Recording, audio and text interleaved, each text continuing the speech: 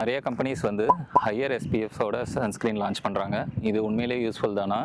அப்புறம் யாராருக்கு எந்த எஸ்பிஎஃப் வந்து சூட் ஆகுங்கிறது இந்த வீடியோவில் பார்த்துருவோம்.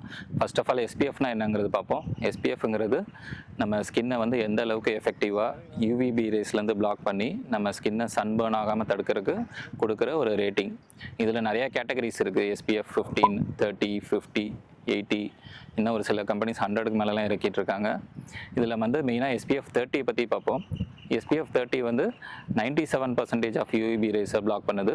ஸோ ஃபார் ரொட்டீன் யூஸுக்கு இதுவே ரொம்ப மோர் தேன் சஃபிஷியன்ட் தான் சொல்லுவேன்.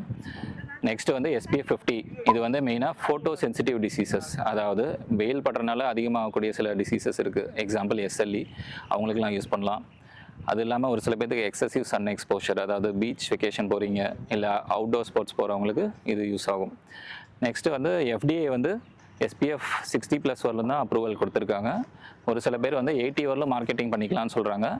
பட் சில கம்பெனிஸ் இப்போ வந்து 100க்கு மேலெலாம் எஸ்பிஎஃப் ரிலீஸ் பண்ணிகிட்ருக்காங்க. இதனால் கிடைக்கிற ஒரு பெனிஃபிட் வந்து உண்மையாக இருந்தாலும் அது வந்து ரொம்ப ரொம்ப மினிமல் பெனிஃபிட் தான். மோர் ஓவர் இந்த சன்ஸ்க்ரீன்ஸோட காஸ்ட்டுமே ரொம்பவே அதிகம். ஸோ கொடுக்குற காசுக்கு இந்த எஸ்பிஎஃப் ஹையர் எஸ்பிஎஃப்ஸ் வந்து ஒர்த் இல்லைங்கிறது என்னோட கருத்து.